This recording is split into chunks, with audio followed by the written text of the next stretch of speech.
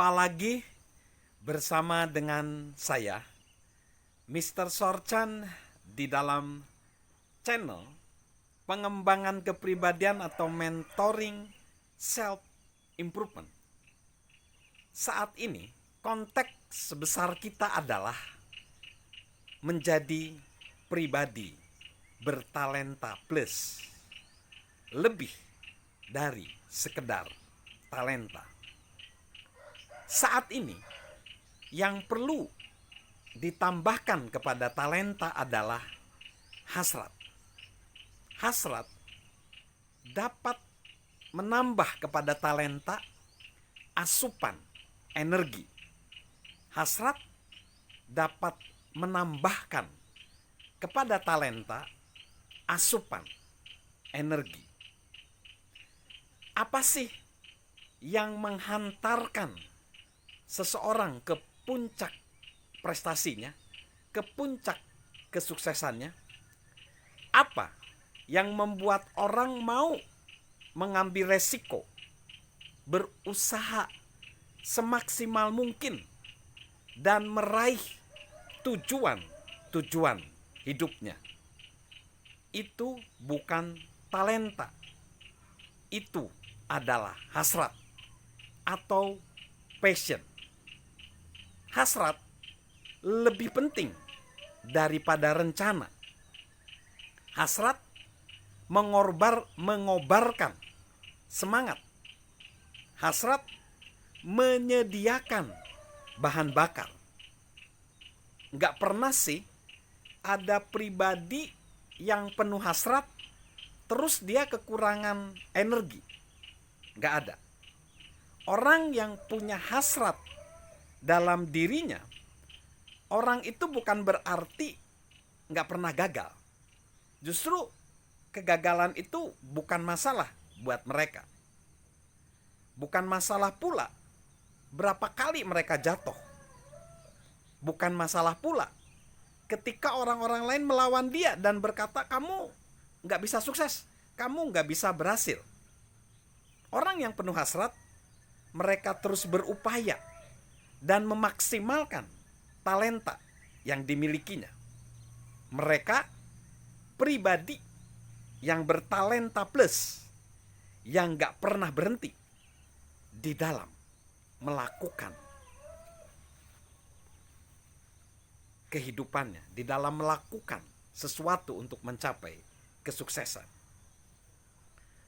Hasrat yang ditambahkan kepada talenta itu bukan hanya bahan bakar talenta saja, tetapi hasrat itu semua aspek kehidupan itu bisa dipengaruhi oleh hasrat.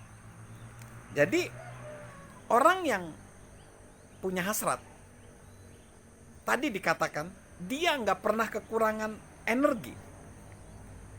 Orang yang punya hasrat itu mereka membuat talenta mereka yang ada itu bisa berkembang lebih hebat lagi.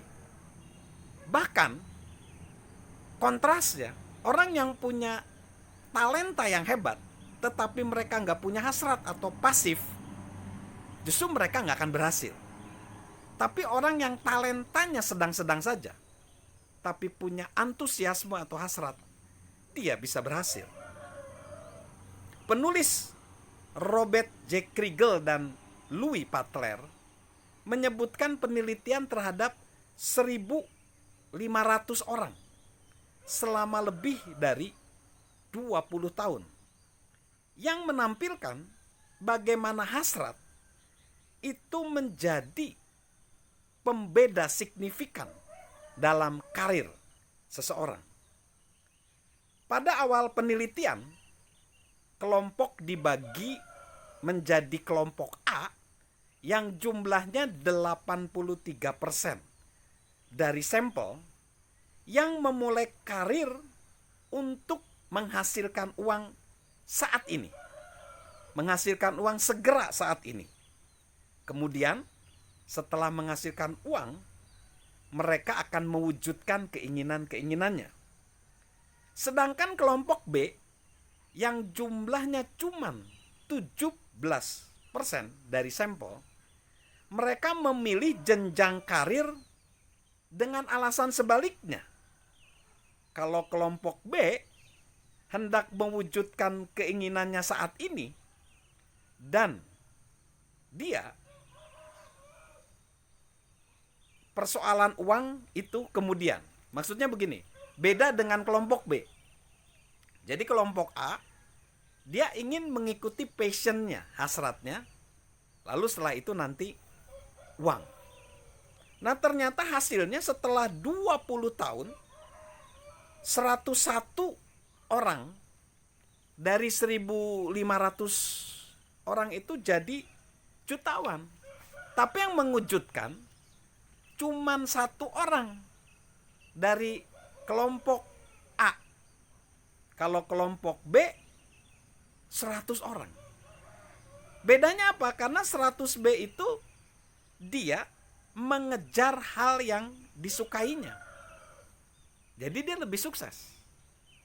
Nah, ada pepatah berkata, temukan hal yang sangat Anda gemari sehingga Anda mau melakukannya tanpa dibayar. Jika Anda mempelajarinya dengan baik, suatu saat orang akan rela membayar hasil pekerjaan Anda tersebut. Itu pun ada satu moto dari Dr. Charles Mayo, pendiri Mayo Clinic. Di dinding kantornya tertulis, tidak ada hal yang menyenangkan selain bekerja. Makanya Dr. Mayo sebagai founder dari Mayo Clinic, kliniknya atau rumah sakitnya jadi sangat populer. Jadi apa sih kekuatan hasrat? Hasrat itu sebenarnya langkah orang untuk meraih prestasi. Menggemari apa yang kita lakukan adalah kunci pembuka pintu prestasi. Ketika kita tidak menyukai hal yang kita kerjakan, tindakan kita tidak akan kentara. Terlepas seberapa keras pun kita berpura-pura menyukainya. Lalu hasrat itu dapat meningkatkan tekad. Hasrat dapat meningkatkan tekad. Saya sendiri punya hasrat untuk memberi motivasi pada audiens saya. Tetapi sekarang saya mengalihkan fokus saya ke audiens. Saya ingin audiens saya ingin orang lain juga bisa menemukan hasratnya. Biasanya untuk menanyakan hasrat orang-orang lain, saya tanyakan 3 pertanyaan. Apa yang Anda nyanyikan? Maksudnya ini yang membuat Anda sukacita. Apa yang membuat Anda menangis? Dan apa yang menjadi impian Anda? Tentang impian, itu adalah kepuasan kita di masa depan. Jadi, setiap orang kalau dia tidak memiliki hasrat, itu dia nggak punya tekad.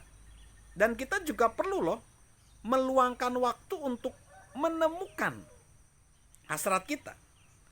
Sayang sekali karena hasrat itu kan bahan bakar untuk keinginan kita. Hasrat mengubah suatu keharusan menjadi keinginan. Hal yang kita wujudkan dalam hidup ini sebenarnya sangat sedikit berdasarkan apa keinginan kita. Dan lebih banyak daripada seberapa besar keinginan kita. Rahasia tekad seseorang disebut kehendak. Orang yang menginginkan sesuatu biasanya berkehendak untuk meraihnya. Lalu hasrat menghasilkan energi. Saat mempunyai hasrat, kita menjadi berdaya. Kita tidak perlu bersusah payah. Energi itu muncul secara alami dalam diri kita. Energi membantu kita menikmati perjalanan sekaligus mencapai tujuan kita. Tanpa energi, meraih prestasi bagaikan menempuh perjalanan yang sulit dan panjang. Yang keempat, hasrat adalah fondasi dari keunggulan. Hasrat mampu mengubah seseorang yang biasa-biasa saja menjadi pribadi yang unggul. Jadi, kita akan menjadi pribadi yang unggul kalau kita punya hasrat. Martin Luther King Jr. menegaskan, jika seseorang belum menemukan sesuatu yang didambakannya, ia tidak layak hidup. Lalu, hasrat jelas adalah kunci dari kesuksesan. Jika jiwa seseorang berkobar, kemustahilan akan lenyap. Ralph Waldo Emerson berkata, setiap gerakan yang kuat dan besar dalam sejarah dunia adalah kemenangan dari antusiasme. Dan hasrat menjadikan seseorang berpengaruh. Eleanor Doan berkata, Anda tidak bisa memantik semangat dalam hati orang lain sampai semangat itu berkobar dalam diri kita sendiri. Jadi, itulah kekuatan dari hasrat.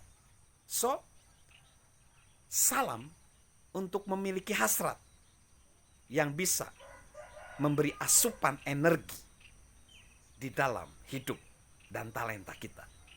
Salam sehat dari saya, Mr. Sorchan.